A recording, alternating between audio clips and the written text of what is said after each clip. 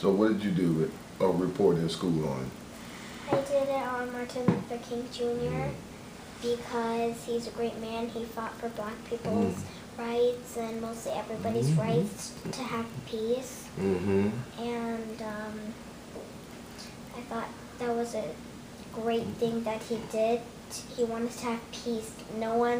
I wouldn't have that much bravery in me to do that.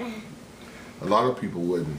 It's a great thing. But did your teacher make you do that, or did you do it on your own? I actually told her, can we do a couple little projects on Martin Luther King Jr. since it's his birthday tomorrow? So we did it, 3 of them, and I thought that was really great.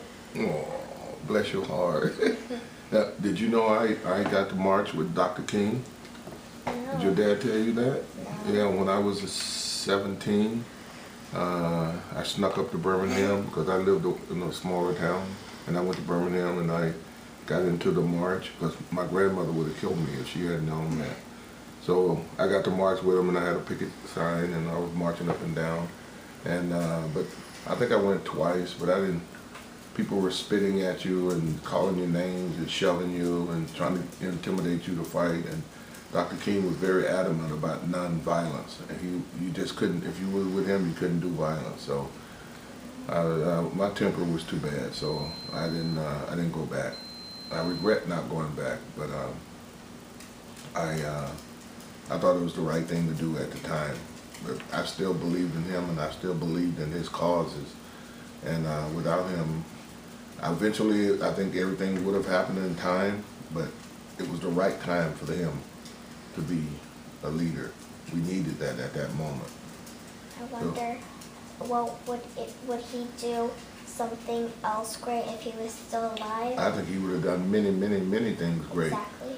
And I think the people that wanted him killed were worried about that. When had they not killed him, it might have taken longer, but you know, hatred was big then, so that's the way it was. I wish I wouldn't have saw someone assassinate him, but I really hope he was still alive right now. He could do many great things still. And he would have too, believe me.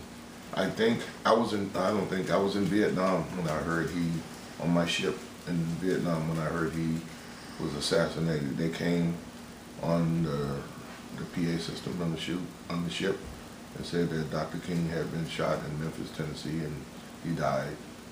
So all the black sailors on the ship were pretty sad, and even the white players, the white sailors, they were emotionally sad about it. But I think the Navy was worried about riots and stuff on there, so we got talked to. You know, the captain was talking to us. But Sensei, what's your message on this day? Oh, keep the dream alive. Just stay here with me, baby. I was hoping everybody could keep the dream alive, and if you believed in what he was all about, then you will.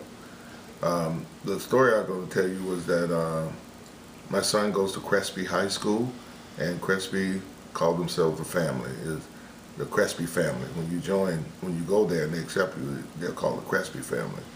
And I never knew what that meant so much until my son got hurt one day playing football, and the ambulance had to come on the field and pick him up and take him to the hospital. And we went to the hospital, and all my friends, his friends were there. I mean, the family and friends were there. And when my son got his senses back, he asked me, could I call his friends on the team and ask them to come to the hospital.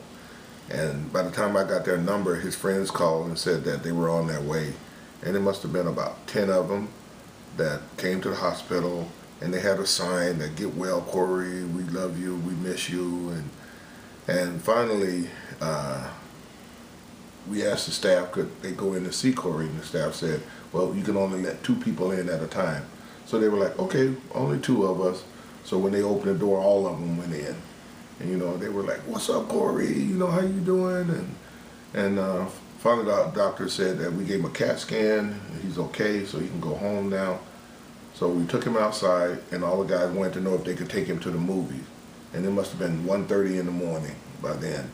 And I said, you know, no, he can't go to the movies. He needs to go home. He needs to relax. You know, you don't want something to happen that late at night, you know, so maybe you can take him another time. And then the other thing that happened that made me think of Dr. King was the last game Crespi High played this season.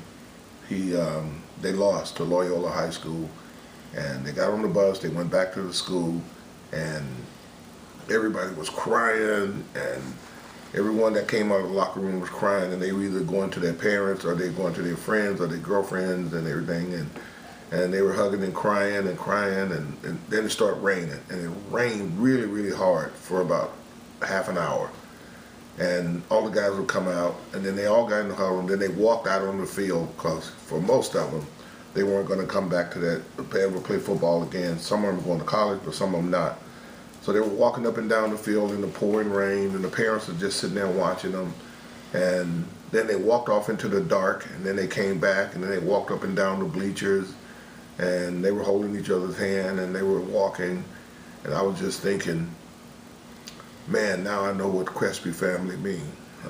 I said, I wish Corey's great-grandmother would have lived to see that. She died a long time ago, so she never got to see blacks and white living together and having a good time and being brothers and sisters. So I thought, I wish my grandmother could have lived to see this. I wish my grandmother, his great-grandmother, could have lived to see this. And I thought, I wish my mother, his grandmother, could have lived to see that. But most of all, I wish Dr. King could have lived to see my son and his friends out in the rain, hugging each other, being a true family. And that's what Dr. King died for, where everybody is just one. There was no black, there was no white. It was just a family, caring for each other, consoling each other, and having a good time. And I was just thinking, boy, if Dr. King could have lived to see this, if his great-grandmother could have lived to see this, it would have made it all worthwhile to them. I think they would have died happily then.